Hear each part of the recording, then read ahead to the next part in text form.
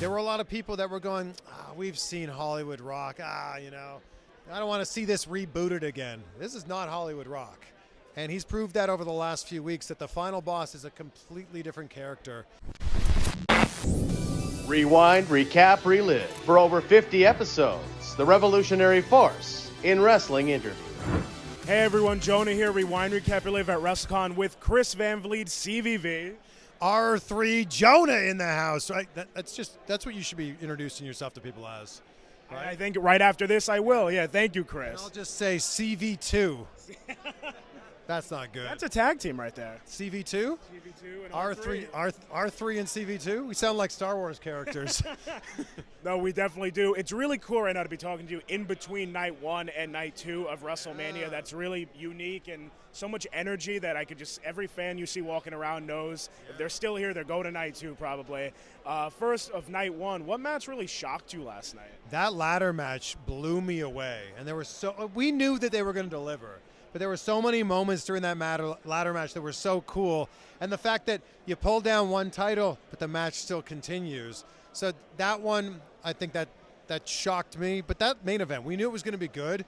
But the storytelling in that main event was so good. And the pacing of that and The Rock flexing his authority. Like, we know kind of now what Bloodline rules could possibly look like on night 2. It was a great show.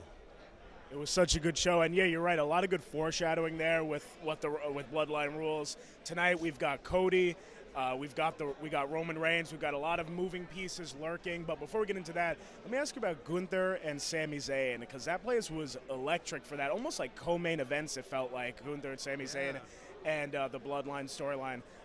What were your thoughts on Gunther, Sami Zayn? Were you out of your seat for that one? What a match! I thought for sure that Gunther was going to retain. I thought for sure. And I was surprised. I was really surprised to see Sami win. Not that he didn't deserve it or didn't earn it. I just thought that they were going to have Gunther retain for quite a bit longer. Also, funny that he held the title for 666 days. You would just think that they would look at the numbers and go, do we really want 666 to be attached to that record for however long that record's going to stand for? You know, he could lose it on, he could have put that match on night 2. They could have put that match, he could have lost on WrestleMania and then won it on Raw, 667, 668. I just thought that was interesting. No, that was a really interesting tidbit there for sure. No, but Gunther and Sami, yeah, I mean, Sami Zayn really has that underdog mentality, I feel. And I feel like he and Becky said similar things going into it. Becky said she's made a career to knocking people off their pedestals when they're up there. And Sami said the same thing, but really cool to see Sami actually follow through with it. Yeah, and I'm curious to see where it goes from here. I don't think we're going to see another run that lasts 2+ years with the Intercontinental Championship.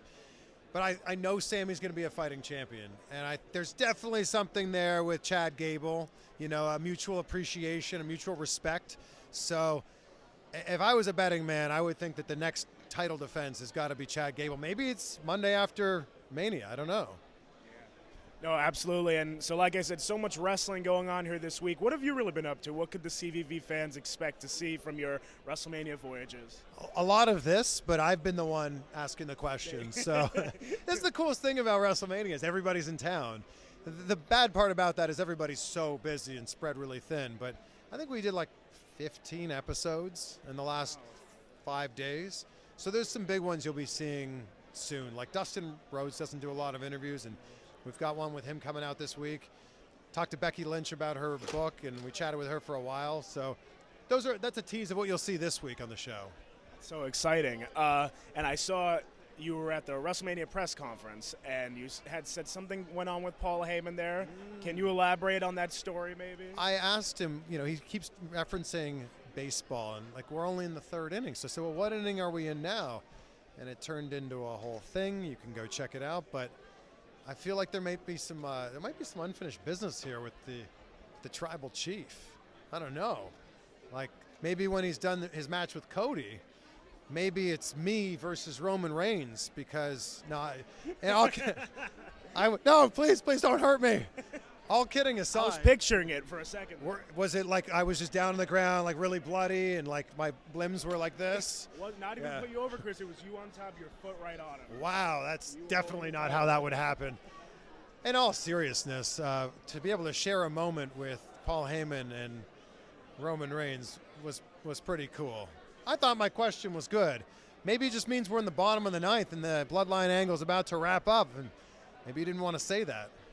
Well, let me ask you this question. This just came to my mind. Paul Heyman alluded to a lot of Paul Heyman guys, that people he gets to currently work with, people he's helped along the way. Who do you think could be a future Paul Heyman guy that we see, or woman? That's a really good one. I was actually just talking to someone recently that if Jade Cargill ever turned heel, I feel like, I mean, she's just so imposing with the way that she looks. You could turn her heel, have Paul Heyman do all the talking for her, and she's already a mega babyface. She would be a mega heel if that happened. That's so true. No, I do wish we got to see a bit more of Jade last night. I feel like, but at the same time, it was really cool to see her first display be on Wrestlemania and her get that win. That's an elite group. Oh man, so good. And when you've got 6 people in a match, how much can one person really be doing? So I think that they actually split that up pretty well. The hot tag that they had to Jade was like, it was very anticipated. It's like, yes, we're finally going to get to see it. Also, their entrance, WrestleMania top to bottom was fantastic. It was an awesome show. I can't wait for night 2. Last question about night 1. How was it getting to see your favorite, very known favorite wrestler, The Rock, come out, the final boss? What do you think about seeing a new Rock character? He reinvented himself. He managed to do it.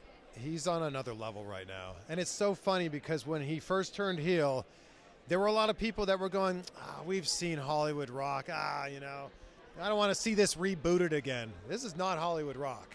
And he's proved that over the last few weeks that the final boss is a completely different character. And it's amazing seeing what he's doing with it. And you can see that he's having a lot of fun. And the influence that he knows that what he does in the ring has a direct effect to the bottom dollar of the company now. And I actually think that that's a really interesting tie-in. And you'd never know that it had been, I guess technically 8 years since his last match. It was so funny on commentary. They were like, it's been 8 years since his last match. I guess, like WrestleMania 32, what was that match, like 6 seconds? It was a very famous, like 6 seconds or something with Eric Rowan. Technically, it's a match, yes.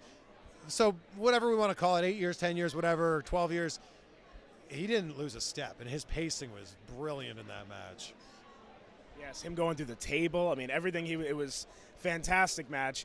And final question for you, Chris. So, in the thick of it, WrestleMania, do you think after tonight, whatever happens with Cody, do you think we're in a new era? Has that officially begun? I know we've been in it, surrounded. A lot of people say the Renaissance era, different words thrown around, but I feel like tonight might be a final stamp that we are past whatever we were in and we're seeing through new things. But what are your thoughts on that? I think if there was any question that we had entered into that new era, Triple H coming out and like quite literally saying it last night at the start of the show, that was the moment that was like, okay, it's changed now. But I think, though, like there's a lot of moments you can point to of where like things really started to shift. Roman turning heel is definitely one of them. Cody returning, that's another one. Triple H booking SummerSlam 2022 as like that was his show with his fingerprints all over it. So I think that there were like it was definitely happening. It was in the works, but last night Triple H saying it like WrestleMania 40 is going to be that moment where we look back on and go, that's where it changed. I couldn't agree with you more. No, and the energy tonight, I cannot wait. Night 2, we're ahead of it now. Chris, thank you so much for taking this time. Man, thank you. This was so fun actually meeting you in person. Great to see you, and keep up the great work. I'll try. Rewind, recap, relive. For over 50 episodes, the revolutionary force in wrestling interviews.